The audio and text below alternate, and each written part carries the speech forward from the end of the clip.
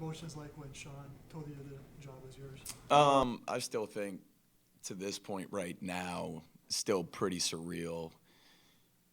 I go about my business personally, literally minute by minute. So it's still pretty surreal. It obviously got pretty hectic there at the end of the at the end of the season, going into the off season, and really happy. Me and my family love it here. Obviously, love this organization, and I would say this is the best. I don't even know how long have I been here. This will be 8 years, and the last 7 have been the best of my coaching career. Obviously, having success and all the things we've accomplished and the relationships that are built here in this community, in this building, mean a lot to me and my family. So we're where we should be. Just to educate us, Bobby, can you take us back a few months to when you didn't know you were going to be the defensive Yep. coordinator, and other teams were putting Yep. in those requests? What was that process like? Yeah, it was like I said earlier. It was pretty hectic. Things happened fast, and in the end, I had to make a decision that was best for my family and myself. And obviously ended up exactly probably where I thought it would play out. If you were going to ask me, and couldn't be happier. Couldn't be happier. Did you interview, just for the, Yep. for the record, who did you interview with, or who just put in the request and didn't go further? There were 3 other teams that were reported, and then I think I interviewed with two of them. Bobby, how intentional and how important was your multiple tiers working in defensive coaching levels to you now becoming a defensive coordinator? Yeah, it's interesting. So Sean, when I first got in the league, I was with Sean, and I knew he had done something similar to what I ended up doing. And he had approached me at some point about potentially, we knew my dad wasn't going to coach forever. And he was like, hey, just think about this potentially down the road. It was just kind of in casual conversation. It's good for you and your career. And I look at it like this. I didn't get into coaching. I played DB. I love DB play. Would say football in general is my passion. If you really said, what are you most passionate about? I obviously played defensive back. So being in the defensive backfield is something that I truly love. And I got into coaching overall, having grown up in a coaching family, to help young men become better football players, and hopefully with the lessons that they would learn in football would help them to become better people. And when I first got into it, way back when I was 23 years old, it wasn't to say, I'm going to coach the DBs. This is what I'm going to do. It was to coach football. And I think part of growth is getting uncomfortable and getting in positions where, you really have to feel an anxiousness and an anxiety, and not in a bad way. Funny deal, I was most anxious about linebacker individual. I could do a DB individual, no problem, but never had run a linebacker individual. So it forced me to grow and to reach out to people that have coached that position that I'm not familiar with, and really dive in head first and spend a lot of time trying to figure out what would work for the way that I would want to structure things in the end to help the Bills. So obviously I think that was a tremendous growth experience. You get closer to the front, you learn all the operation and execution at that level versus the secondary. It makes you reach outside your comfort zone. Off of that, your relationship then with Terrell Bernard, who obviously is new at the middle linebacker spot, you're new in that. How did that relationship grow throughout the season? I think any of those guys would tell you when they come in as rookies, I'm probably not the easiest coach to be around when they're rookies. And the reason for that is if you can push them that hard when they first get here, then once they really get the idea of what we're doing, then it really calms down for them. So if you can create that chaos and anxiety for them early, so I think he would say that he was probably like coming into work as a rookie, like, oh God, here we go again, But last year it did really grow, and I think whether it's the player to coach relationships or the coach to player relationship, there's a sense of trust that has to be earned, right? The coach has to show a player that you can help them grow and help them succeed. And in turn, the player has to show that they can be trustworthy and we can give him the keys to the car and he's going to drive it and it's going to be a smooth ride, and it grew, but we were close when he was a rookie and all those type of things. And I've known the whole time what type of player he is and those type of things. It was just a matter of when we could get him comfortable and executing at that high level. Giants, Miami were the two that reported you interviewed with? Is that it doesn't matter who I interviewed with. I really don't want to talk about that. But I'm where I'm supposed to be and very, very, very, very, very happy to be here. Very close relationship with Sean. Very close. That goes back years. Yeah. How do you view this going into this as your defense, but also in partnership with a head coach that has called the defense and has had an imprint on this defense? Can you say that for one more years? time? I'm sorry. So you and Sean have been together a long time. Yep. You're the defensive coordinator. It's your defense, but he called the plays last Yeah. year. How do you view this defense and that partnership and how you can get the best out of that unit and work with Sean? Right. So I would say this. I'm a fool if I don't use Sean McDermott. Right. And in the end, he's the head coach of the Buffalo Bills, not only because he's a great leader and a great football mind, but he's made his name on defense. And I've always looked at Sean as a mentor, and already I'm picking his brain on things every day. Every day I'm in his office. Hey, how would you handle this? And I probably wear him out a little bit, but I think a lot of things happen for a reason. And I think that the position that we are currently in, it's funny, you look back to 2011, I'm a 26-year-old that thinks he knows football, and I didn't know football. And now I'm here and, in this position with him. And, I would hope, and I do believe that relationship that we've had for now, I've known him since 11, it's 13 years, would help that, right? Anything you're in, you create that relationship to where, there's from my perspective, there's a lot of respect and admiration for the job he's done and what he's able to do and the way he thinks about things. So there's no doubt to me that that's a benefit, having that previous relationship, if that answers your question. What did you see last year at the end of the year from Von Miller to suggest, hey, he can get back to some of his previous production? It's funny.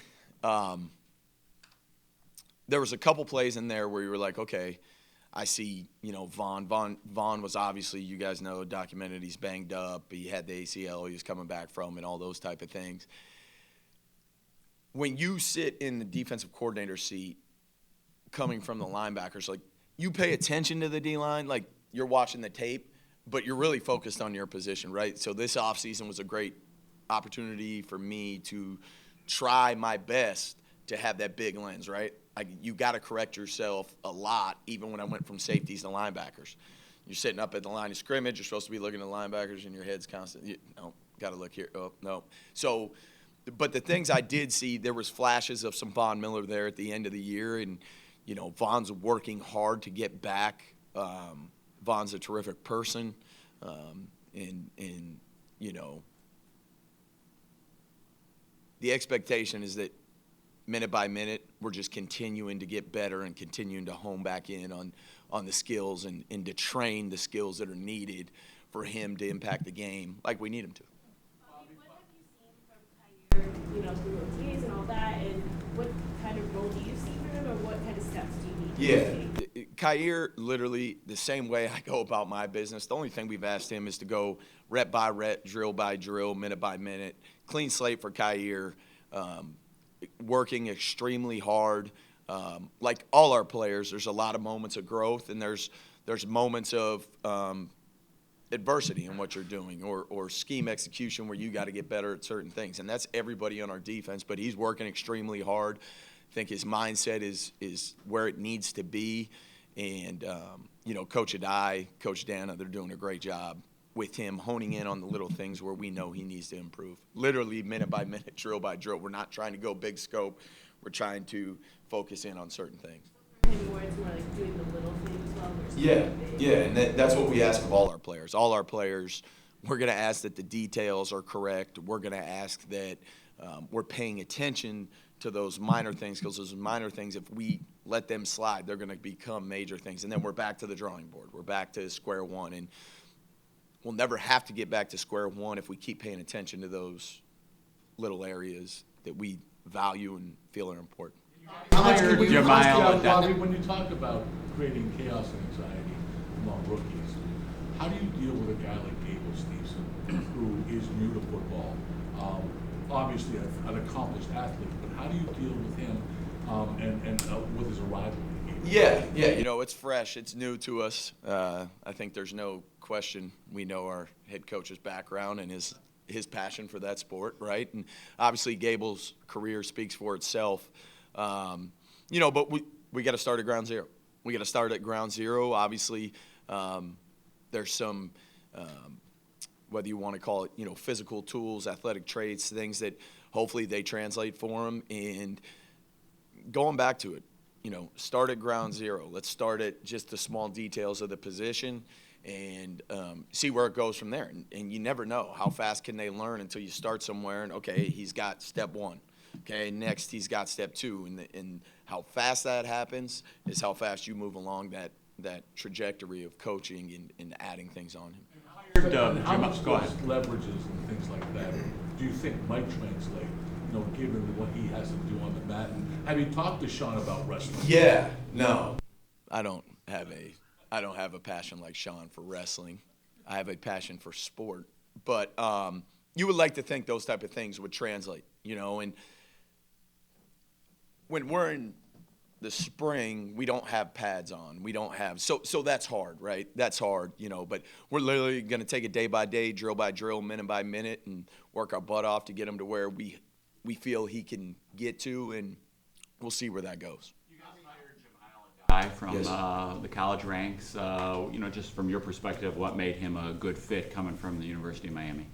So Jemiah, to me, is a guy that is extremely detailed. He's extremely professional. He works his butt off. And, when you, like anything, you try to put together a staff. Obviously, Sean, this is his staff. But defensively, you're looking for certain attributes. And it's not only that within each coach, but it's the personalities that come together, right, to create that staff. And Jemiah, we thought, and has been confirmed by him, he was going to bring a great presence for the corner specifically. He was going to be extremely detailed. He was going to hone in on the smallest parts of the technical aspect of that position. And he's been, we're all still learning each other that haven't been here, but he's done a tremendous job, and we're very fortunate to have Jemiah here. Similar question about Marcus West. What are his strengths along the defensive line? Yeah, so Marcus, along the same lines, he fits what we're looking for. He's in with all these guys. The number one thing, to me is smart when it comes to football, right? Secondly is the work ethic. Marcus, I watched him as the assistant D-line coach here probably work more hours than anybody, and including myself, work longer hours than me. So he understands the work ethic. He's got a great relationship with the players, and he's deserving of this job. He had, what was he here before, 2 years, I believe, as the assistant D-line coach. He had a 2-year interview in my eyes, and he was very impressive. He's very intelligent, works his butt off, understands people, and that D-line room's different, right? The D-line room across the NFL is different. And he has showed that he can develop those relationships and can earn the trust of the players to help them succeed. What are you seeing in Cole Bishop right now? What have you seen? I know it's early, but what have you seen with Cole Bishop and his versatility maybe? Yep. I've seen a player that has a bright future, but he's a rookie. So there's learning, there's growth, and Joe Dana is doing everything he can to get him as up to speed as possible.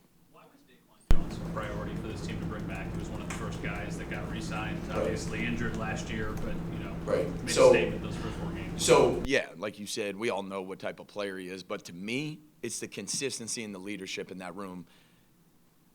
You want players that are consistent, right? You're in any aspect of business, working, whatever that is, at your guy's job. You want consistent people. You don't want guys that are riding the roller coaster. You don't want people that you work with that ride the roller coaster. You don't know what you're getting every day. He's the same every day.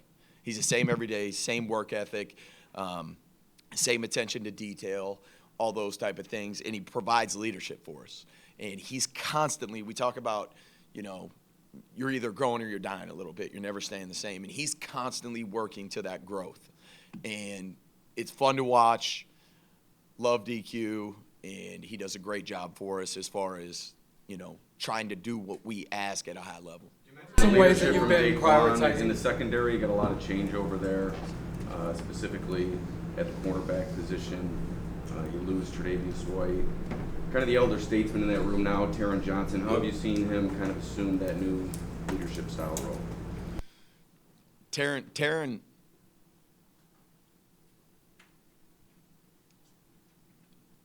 to me has always been a leader.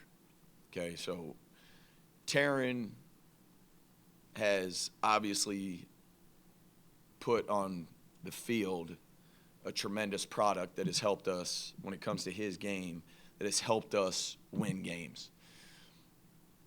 I think Taron in the past knew coming in, Jordan, Micah, Tre'Davious, they were all here, and I think he knew where he fit in that role. He'd speak up when he needed to. He would communicate, effectively. And now that they're gone, maybe there's a little bit more of that in there. We're never going to ask someone to be somebody they're not. But Taron's doing a tremendous job. He understands that there was a little bit of a void, this offseason, and he's stepped up to the challenge and done a great job. Taron is a professional. Taron is an absolute professional. He goes about his business in a professional manner and is a joy to be with every day. How much can you lean on your dad? How much can you lean on your dad since he was already in this role? And even through the season, after a game, call him, what does that look like for you? Maybe even last year you started to do this a little bit, even though it was a different role for you. Yeah. Honestly, he's just a support system. He's a support system. If I have questions for him, he will he'll answer it the way he thinks. It's funny. He was at practice the other day. They were up here. They only come up here to visit the grandkids. They don't care about me. But then he comes up here to see everybody else except me. But he was at practice, and we were literally driving somewhere, and he pulls out a note card. He's like, "Hey, I got 3 notes for you from practice." So no, he's a great support system. I think this is pretty neat for him and my mom to see, they've gone through this journey. Now they're watching me go through it. And, more of a support system. If I have any questions, he's willing, but he's never going to be overbearing on me or anything of that nature. So. For the notes. Kaylee, with all due respect, we never asked a play calling question, which I think was on some people's mind. You're going to get your chance to get some play calling work in the preseason. Sean told us. How ready are you, and how eager are you where are you to want to prove yourself? It's funny. So I have a different perspective on this, and whether it's play calling or something new, just in general in this job, right? Just in general in this job. Someone walked by me the other day, someone in the building, like, "Hey, you're ready for this." And this is my perspective. You're never ready until you do it. So to answer your question, I've prepared myself for, we literally I think I've been in this league 12 or 13 years. You're constantly trying to prepare yourself for when you get into this position. But until you actually do something, you are never ready. So I don't have the ego to sit up here and say, I'm ready, this, that, and the other. I'm vulnerable enough to say, that I'm as prepared as I can possibly be, and I'm going to continue to learn every day, every part of this process. I'm going to continue to learn. I'm going to make mistakes at whatever that is that this job entails. It's going to happen, just like players make mistakes. And like anybody new at a position makes mistakes. That's going to happen. But I'm as prepared as I can possibly be. I've got a great mentor upstairs who I've been with for a multitude of years, who I can lean on. And I'm really, really, really excited for this opportunity. And I'm willing to do whatever it takes to help this team win a Super Bowl. And that's it, end of story. That's been the way I've gone about things, and that's the way I want to go about it. Well, I just want to be part of something special here in Buffalo. You got it.